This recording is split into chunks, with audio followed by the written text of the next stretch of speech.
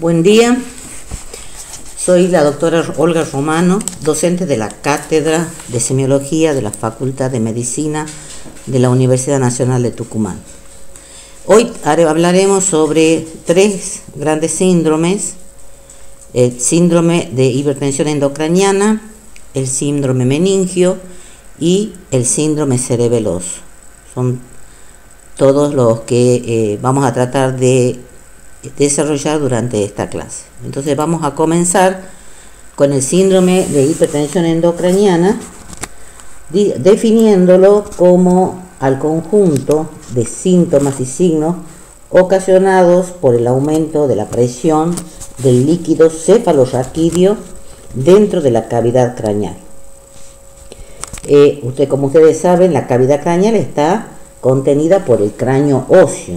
Ahora, ¿cuáles son los componentes de esa cavidad craneal? Lo tenemos al parénquima cerebral, al líquido cefalorraquídeo y a la sangre más todas las estructuras del cráneo. Estos componentes están dentro del cráneo, que es una formación ósea, como les dije, y que limita los cambios de volumen. Así hacen que la sangre y el líquido cefalorraquídeo vayan compensando parcialmente cualquier proceso expansivo de los órganos intracraneales. Si esa capacidad adaptativa se ve superada, se puede producir un aumento de la presión intracraneal y del líquido cefalorraquídeo, cuya magnitud va a determinar que se instale este síndrome y además implica un riesgo de aparición de daño cerebral. ¿Cuál es la etiología del síndrome de hipertensión endocraniana? Bueno, fundamentalmente las vamos a dividir en tres grandes grupos. En lesiones expansivas de crecimiento rápido, como por ejemplo los tumores, los abscesos, los granulomas, quistes o hemorragia del encéfalo, también los aneurismas cerebrales. Las afecciones que obstruyan al flujo del líquido cefalorraquídeo, como ser las hidrocefalias congénitas o adquiridas, las meningitis o las meningoencefalitis, que bloquean el espacio subaracnoideo, o bien por fracturas del cráneo. Y en tercer lugar, como etiología, tenemos a las enfermedades con congestión venosa cerebral, ya sea la meningitis o la meningoencefalitis, el edema cerebral, una encefalopatía hipertensiva, o bien que haya una compresión o trombosis venosas. Acá cabe recordar que los abscesos están causados por gérmenes comunes, ya sean anaerobios o aerobios, y actualmente hay que considerar, hay que tenerle importancia el del origen toxoplasmósico, que es muy común en los pacientes con inmunodeficiencia adquirida humana, o sea, con el HIV. Los granulomas también pueden incluir a los tuberculomas, a los chagomas y lesiones sarcoidóticas. Los quistes más comunes son el quiste hidatídico y los quistes cercóticos. Bien, el edema cerebral puede ser localizado o difuso. El localizado puede rodear una lesión vascular, una hemorrágica o trombótica, o un tumor, y el difuso puede ser secundario a un traumatismo cráneoencefálico o bien a una alteración metabólica o a una encefalopatía.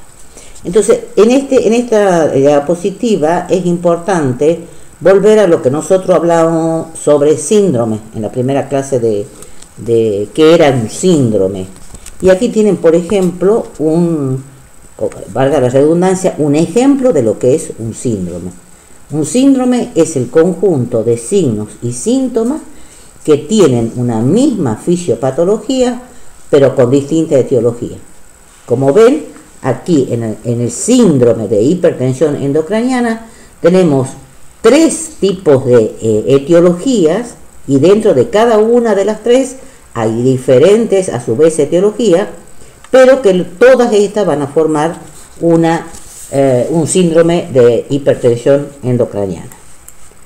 Acá tienen un dibujo en donde es para demostrarles que cualquier masa ocupante, hemorragia cerebral, aumento en el líquido cefalorraquídeo puede afectar al cerebro y producir el síndrome de hipertensión. Bien, en la fisiopatología hay que considerar los cambios de la presión endocraniana. El valor normal es de 2 a 12 milímetros de mercurio.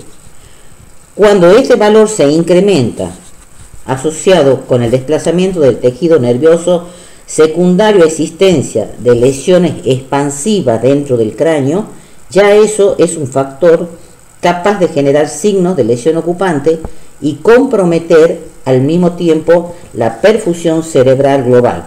Y eso ocurre cuando los valores de la presión endocraniana superan entre los 15 a 40 milímetros de mercurio. En esta diapositiva ustedes van a ver el líquido cefalorraquídeo es lo que está en color turquesa, ¿no? ¿Y dónde se forma el líquido cefalorraquídeo? Se forma en los plexos coroideos ventriculares y circula a través de los orificios de Luschka y Magendie. Alcanza a las cisternas basales y al espacio subaranoideo y se reabsorbe en las vellosidades aranoideas. Cumple la función de protección de todo el cerebro, de todo el cerebelo y también de la médula espinal. ¿Qué hace? Haciendo un tipo de amortiguamiento ante las lesiones que puedan producirse desde afuera. El volumen total es de 150 mililitros de líquido cefalorraquídeo.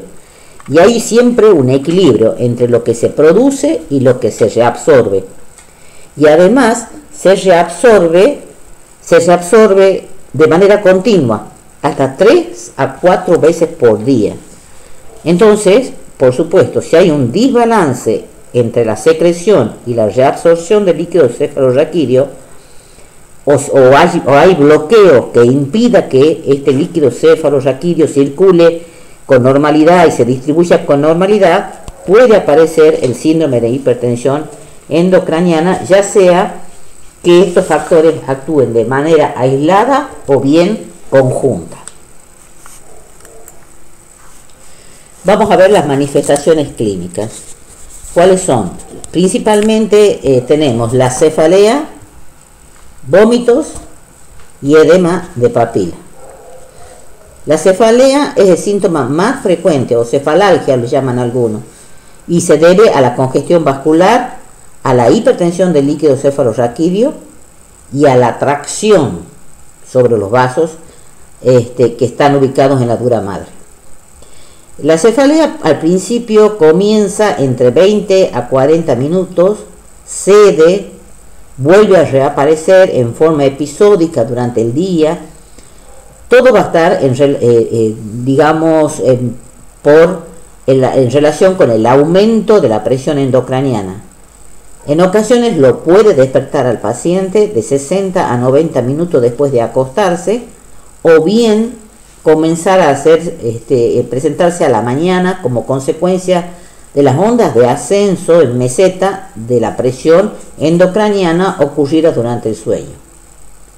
Pero cuando esa presión endocraniana se mantiene elevada en forma estable, ya la cefalea adquiere el rasgo característico y que nosotros lo podemos resumir como que es intensa y persistente, que tiene carácter gravativo, es decir, la acompaña una sensación de pesadez en la cabeza.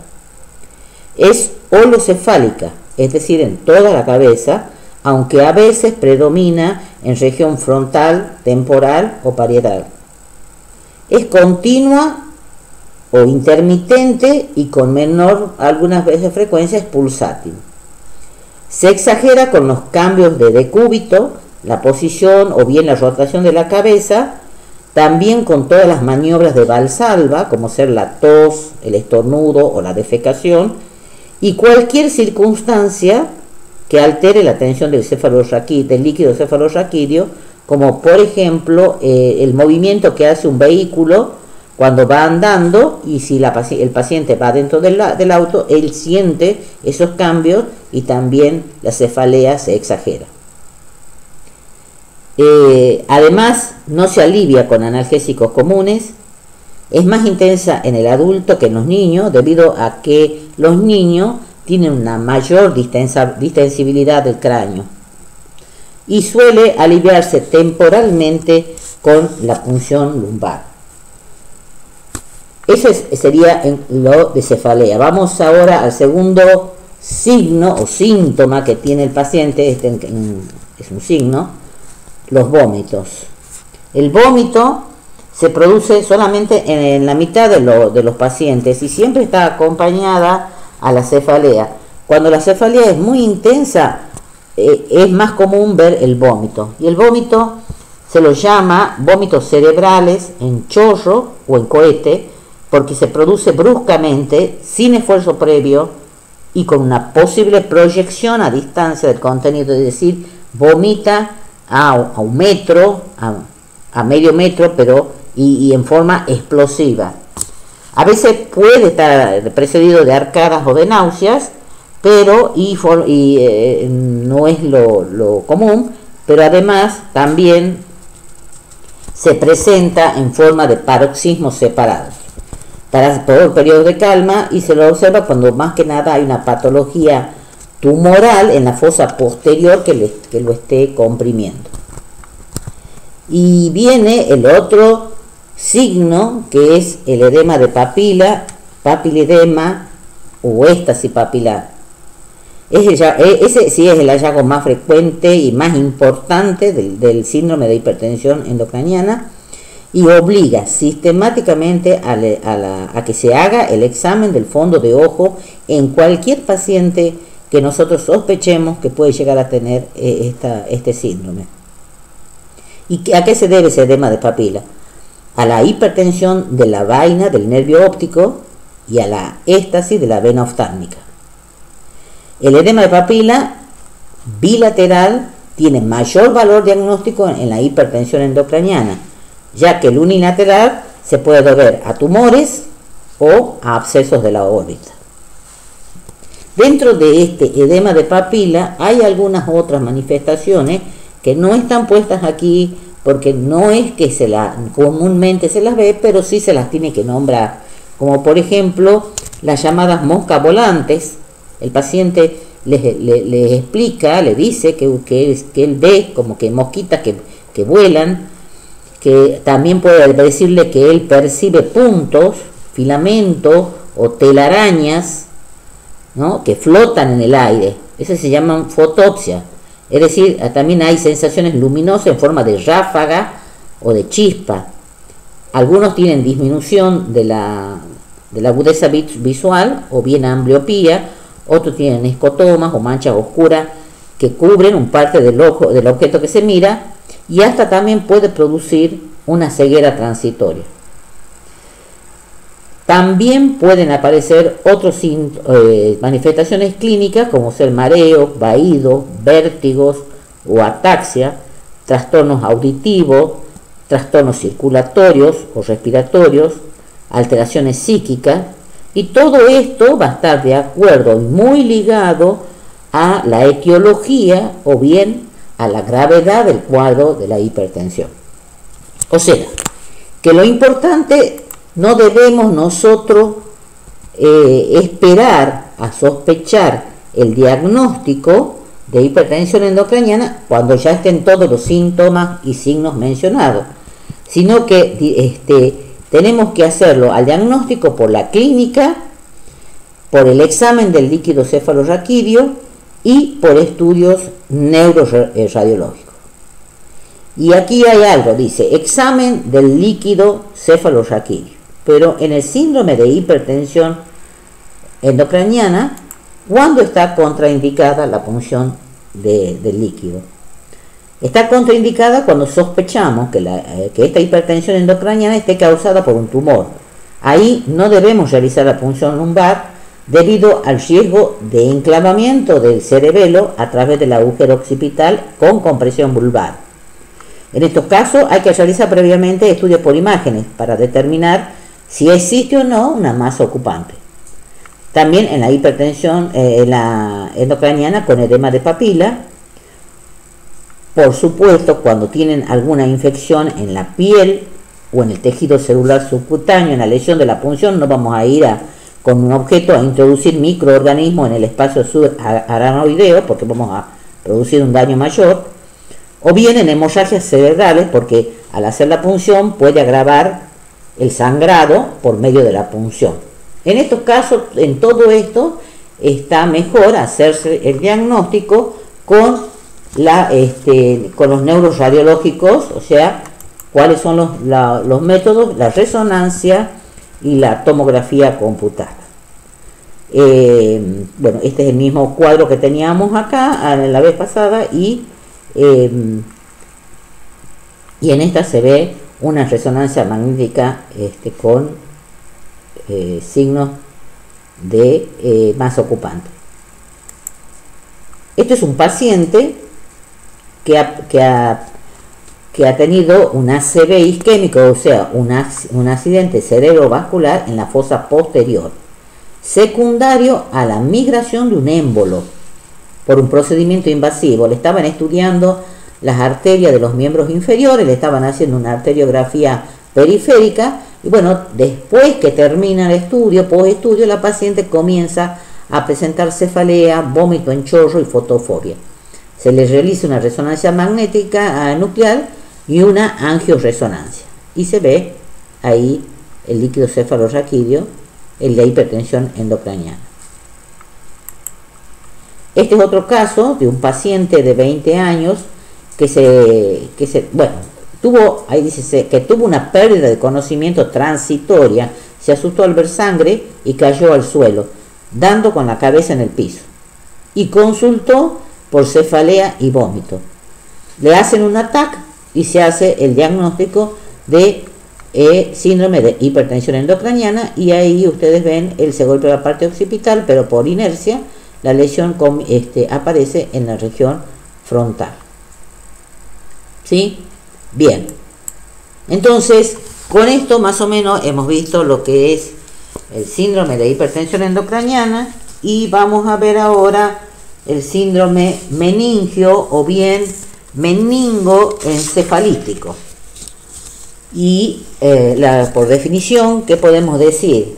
Tenemos he puesto dos definiciones que son de dos bibliografías distintas, pero que puede resultarles a ustedes de ayuda. En la una dice que es la que implica la existencia de un trastorno irritativo de las meninges y de las porciones del tejido nervioso adyacente a ellas. Y la otra, la que es el conjunto de signos y síntomas producidos como consecuencia de la invasión o la agresión aguda de las meninges cerebroespinales por algún proceso patológico generalmente infeccioso. ¿Sí? Bien. El síndrome... esta está mal. Bueno. Las meninges son... Acá bueno, ahí se mezcló una diapositiva. Acá en este cuadro era para mostrarle las meninges que recubren al cerebro y a la médula espinal y cuáles son las tres capas que tiene, que tienen la dura madre, la aracnoide y la pía madre. Y la dura madre con sus dos capas, parietal y visceral. Y acá está el cerebro. ¿Sí? Bien. Bien, hablando entonces del síndrome meningio, que es un proceso irritativo de las meninges que hemos dicho, y que irrita toda la parte del tejido nervioso que está adyacente a ello. ¿Cuáles serían las etiologías? La etiología la podemos clasificar como inflamatorias y no inflamatorias. Las inflamatorias, a su vez, pueden ser las bacterianas, virales, micóticas, parasitarias y tuberculosis. Dentro de las bacterianas tenemos los neumococos, los estafilococos, estreptococos, los bacilos gram negativos, los anaerobios, listeria y demás. Espiroqueta también, en el norte, en Estados Unidos, se da mucho esto. Las virales, tenemos el enterovirus, el herpevirus y el HIV. No olviden el HIV porque produce muchas veces meningitis, ¿no? Y bueno, hay que estar siempre atento a los pacientes que sean portadores sanos o bien enfermos. Las micóticas, dentro de las micóticas tenemos las cándida o el aspergillus. Dentro de las parasitarias, a la toxoplasmosis y al trypanosoma plasmodium, y bueno, la tuberculosis. Y las no inflamatorias son las hemorragias, ya sea porque hay una hipertensión arterial, se rompe algún aneurisma o bien se produce un traumatismo cráneoencefálico. ¿Cuáles son las manifestaciones clínicas en el síndrome meningio?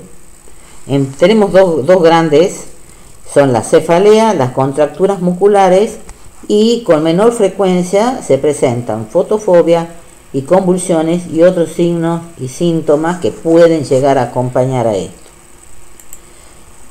La cefalea puede ser leve o puede ser persistente, pero no es aguda, es intensa, tanto que tiene un EVA, o sea, la escala visual análoga de 10/10, que como ustedes saben, y cuando hablábamos de las características del dolor, el EVA de 10/10 es el dolor intolerante. El paciente lo expresa con grito y es conocida como grito hidrocefálico o meningio. Se localiza en toda la calota, en todo el cerebro, y puede predominar en la región fronto-occipital. Es continua, se exacerba con las maniobras de Valsalva, que ya decíamos, con la tos, el estornudo, la defecación. Se acompaña también de fotofobia, el paciente tiene imposibilidad de ver la luz, él se elige estar ahí, permanecer a oscura, y también tiene algo que se llama algoacusia, que son sensaciones dolorosas producidas por el ruido. Entonces, lo importante de esta cefalea es que el paciente a veces grita del dolor. Las contracturas musculares. Contracturas musculares no solamente de la rigidez de nuca, aunque esa es sino también de los miembros superiores, de los miembros inferiores.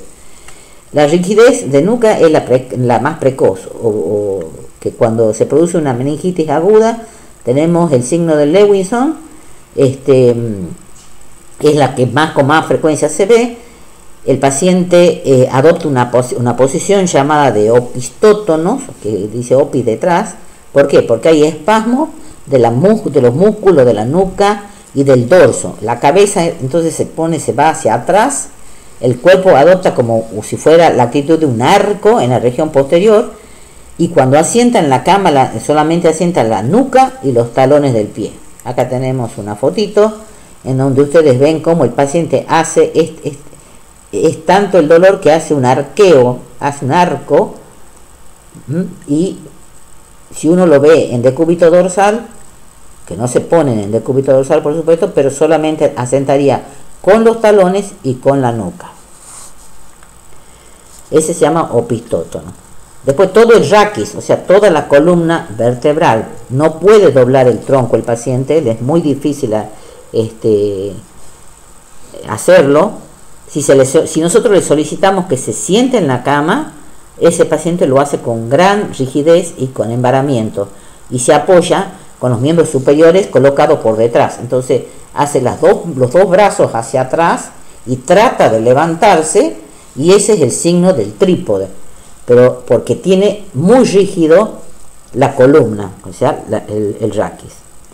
Cuando hay contractura de los miembros inferiores, esto se encuentra a nivel de los músculos flexores, de los muslos, y hace eso que se flexione los miembros inferiores.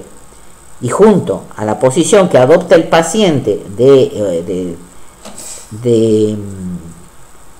en la cama, es la famosa actitud de gatillo de fusil típica de este síndrome. Aquí tendríamos un opistótono, es la fase tónica. La fase crónica cuando el paciente dobla del dolor, y en esta el paciente está tan dolorido y tan rígido que dobla las rodillas, la cabeza la lleva hacia atrás, el raquis hace también como un opistótono, y entonces hace digamos, describe el típico actitud en gatillo de fusil. ¿Sí? Espero que se entienda. También hay contractura de los músculos de la pared abdominal. Esta se localiza en la pared abdominal anterior y puede producir retracción o depresión. Esto es lo que nosotros llamábamos, acuérdense, cuando veíamos sistema digestivo, el abdomen en batea, el vientre en batea. También produce contractura de los músculos de la cara.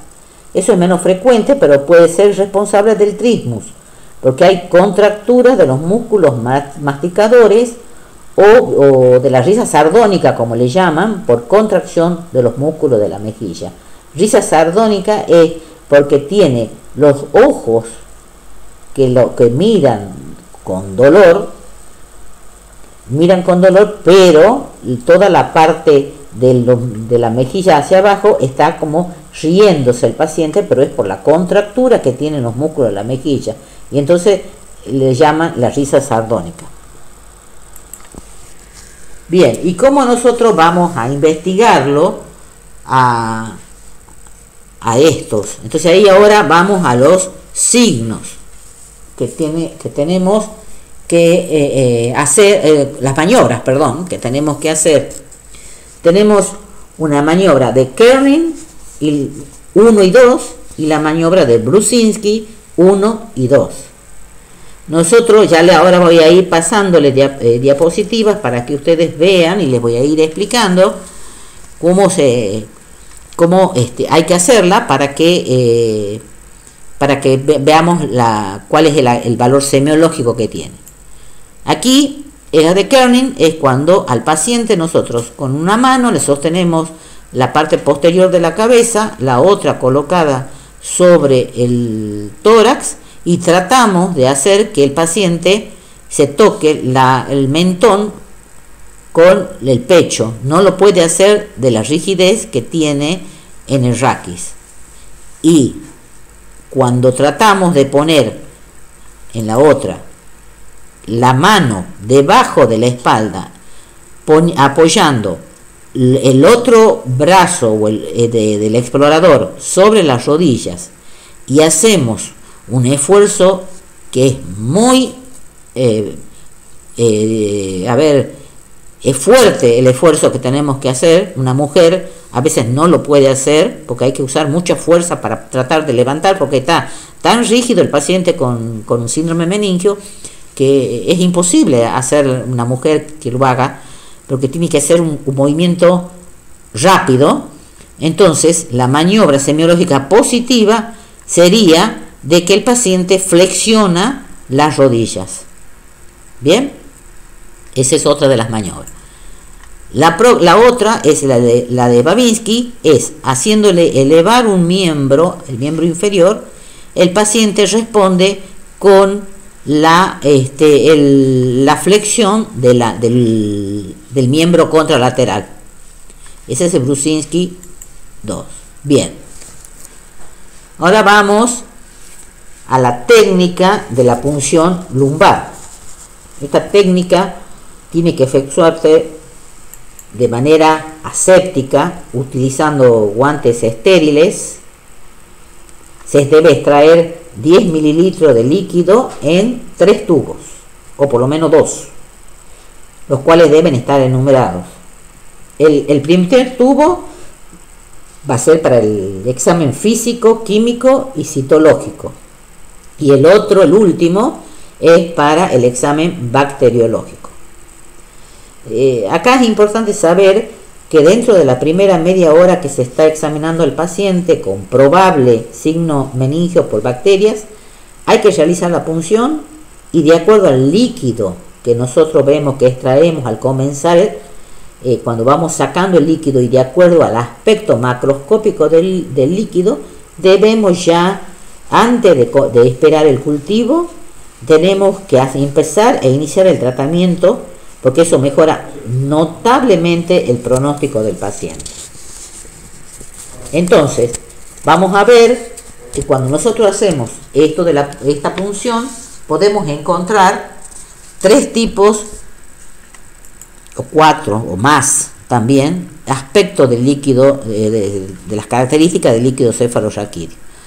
El normal, ustedes saben que es un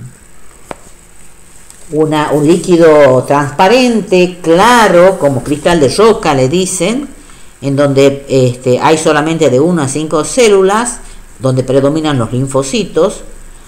Tiene las proteínas de 0,15 a 0,45 gramos por litro y la glucosa está entre 50 a 80 miligramos por decilitro. Ahora, si nosotros cuando hacemos la punción y extraemos líquido y es por un origen bacteriano, ya vamos a ver, el aspecto del líquido va a ser turbio. Puede ser lechoso o bien puede ser verdoso, de acuerdo a la bacteria que esté involucrada. Ahí las células aumentan mucho, de 45 a 500, y a donde predominan los polimorfonucleares. Las proteínas están aumentadas y la glucosa está disminuida, porque la bacteria come el azúcar, o la glucosa le llaman. En cambio, cuando es de origen virósico, el aspecto es claro, que a veces confunde, porque confunde como si fuera un aspecto normal. No es tan transparente y cristal de roca como el normal, pero es claro. Las células sí están aumentadas, pero ahí predominan los linfocitos. La proteína levemente ha aumentado normal y la glucosa está normal. Eso es lo importante que ustedes deben saber.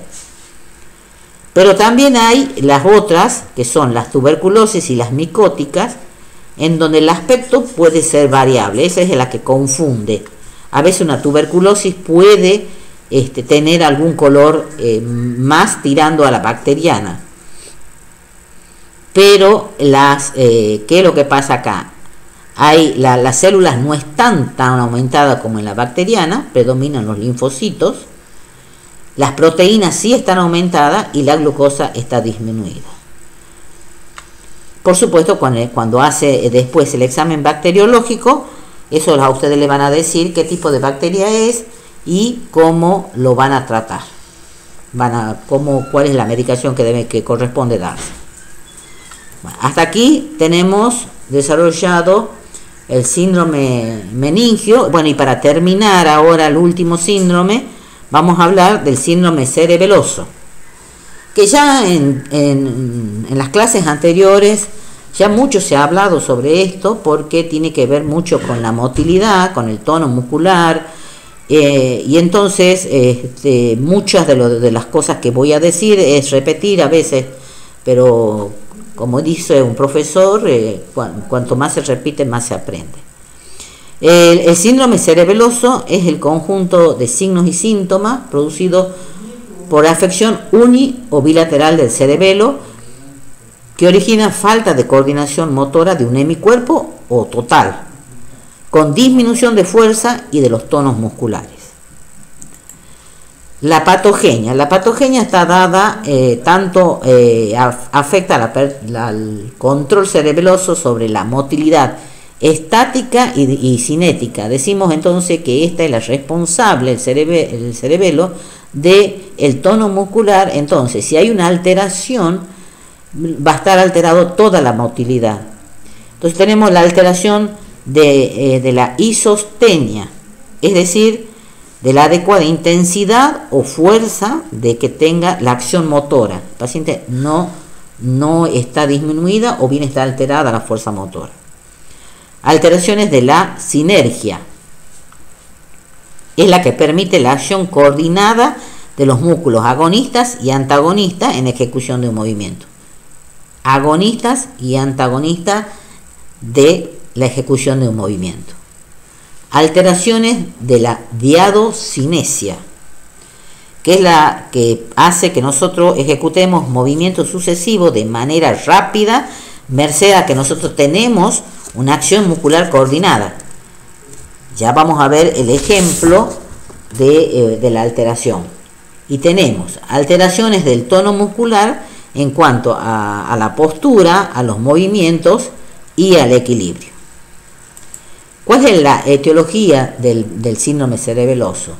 Bueno, puede ser puro o dominante el síndrome, o bien enfermedades que estén asociadas a manifestaciones piramidales o extrapiramidales.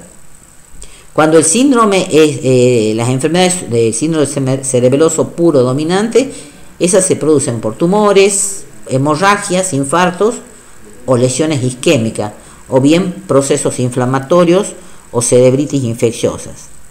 Y las que son debidas, como dijimos, a enfermedades con síndrome cerebeloso asociado a manifestaciones piramidales o extrapiramidales, es por ejemplo la esclerosis múltiple o las diferentes enfermedades heredodegenerativas del cerebelo. ¿Cuáles son las manifestaciones clínicas de este síndrome? En principio tenemos el vértigo, la cefalea y el vómito. El vértigo, vamos a comenzar por el de abajo, puede ocurrir en bipedestación o bien en decúbito lateral, sobre todo si es que se adopta el del lado opuesto a la lesión. La cefalea y los vómitos van a ir a depender más bien del síndrome de hipertensión endocraniana que acompaña a lesiones expansivas del cerebelo. O sea, si hay un tumor, un absceso, está haciendo ya hemos hablado sobre eso, va a comprimir y entonces también, aparte de presentar un síndrome de hipertensión endocraniana, también puede producir un síndrome cerebeloso. Los signos que vamos a tener son la ataxia, o los trastornos estáticos de la posición. El paciente cuando está de pie oscila, se va de un lado hacia el otro y entonces aumentas de la base de sustentación para no caerse y separa ambas piernas. Si cierra los ojos no cae, ya que en el síndrome cerebeloso no hay signo de Romberg. El signo de Romberg es negativo aquí. El paciente, cuando nosotros lo hacemos, ya lo hemos visto, han visto el signo de Romberg, que es colocarlo al paciente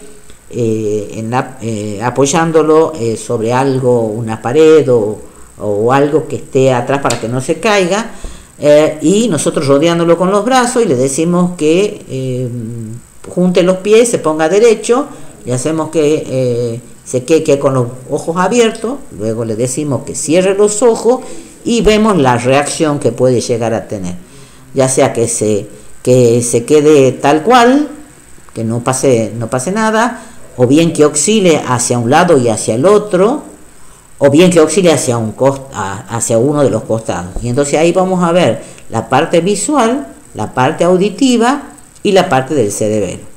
Si hay algún problema del cerebelo, el paciente va a oscilar.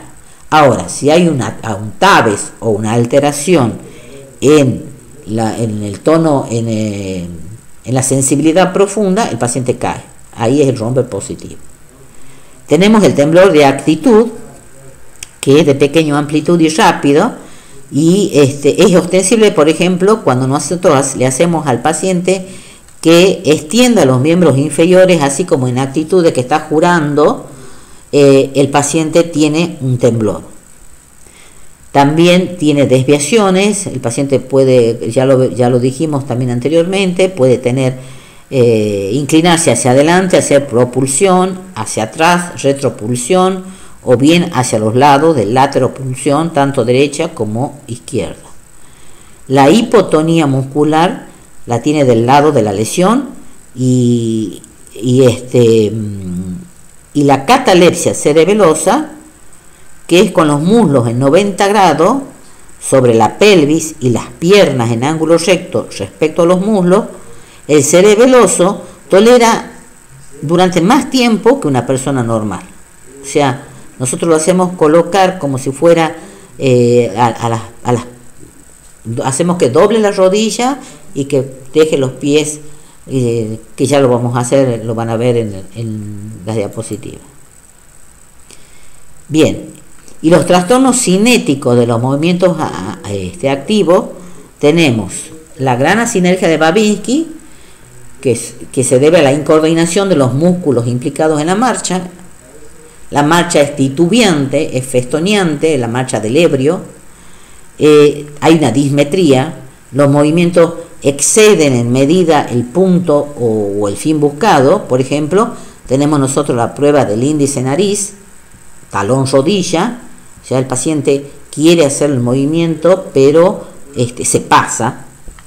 La adiadococinesia, el paciente, cuando nosotros le pedimos que haga rápido movimientos alternantes en donde tenga que usar los músculos agonistas y antagonistas, no lo hace con la rapidez que debe ser. Y también hay un temblor cinético, que es un temblor intencional, y cuando realiza algunos movimientos, en especial cuando finaliza el movimiento. Hay una braditeleocinesia o descomposición del movimiento. Eso ya lo vamos a ver en una diapositiva.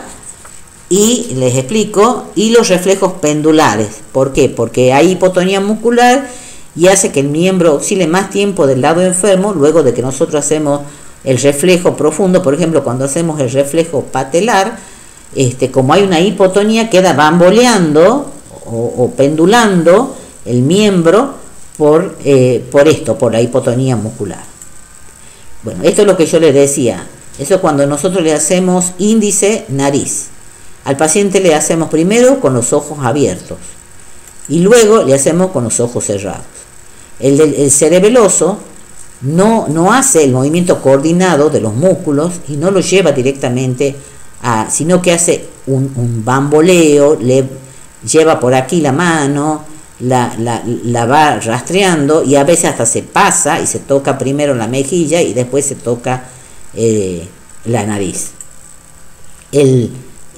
La maniobra del talón rodilla, que nosotros le decimos tóquese con el talón de la pierna derecha a su rodilla izquierda. Bueno, un paciente normal lo hace como este paciente, que lo hacen bien, sin ningún problema, pero el cerebeloso tiene dificultad para realizar este movimiento y muchas veces o se pasa o por ahí pone aquí o lo pone acá al talón.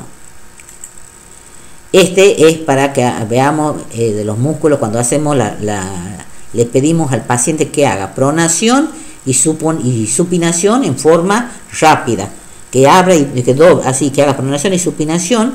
Entonces los músculos agonistas y antagonistas que están bien coordinados, aquí se pierde. Y entonces el cerebeloso lo hace con más dificultad en la parte que tiene del lado afectado. Bien, y cómo ponemos también de manifiesto las pruebas de los trastornos de los movimientos pasivos. Tenemos una prueba de André Tomás y la prueba de la resistencia de Stewart Holmes.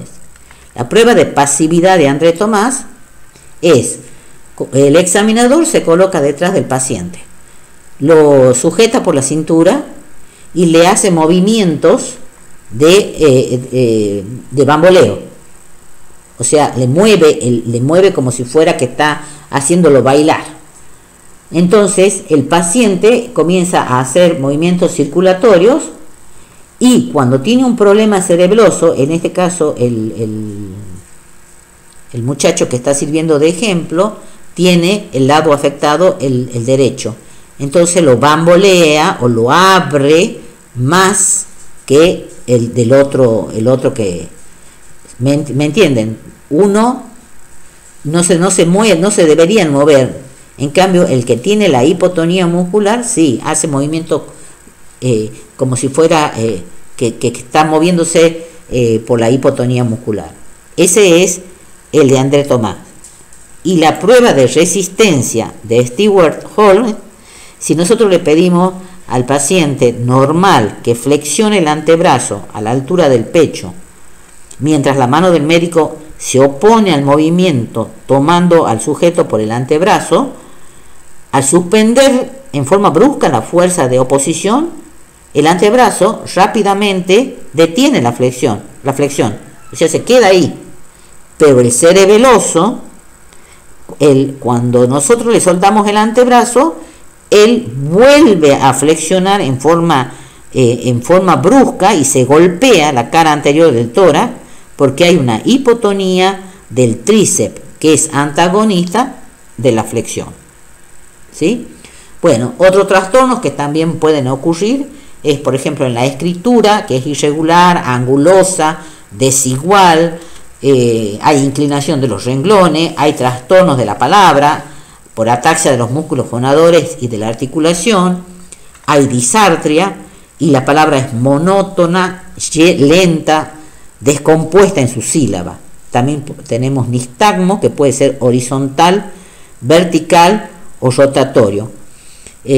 Todo esto es por la hipotonía o ataxia de los músculos oculares. Esto no debemos olvidar, ya para terminar, el diagnóstico. El diagnóstico es eminentemente clínico.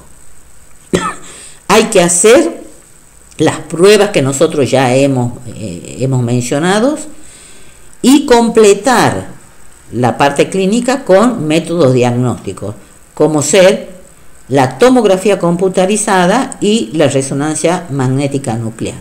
Eso lo van a ver bien cuando hagan imágenes.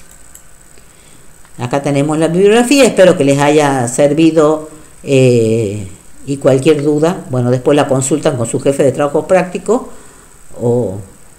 y lo vemos juntos. Muchas gracias por su atención.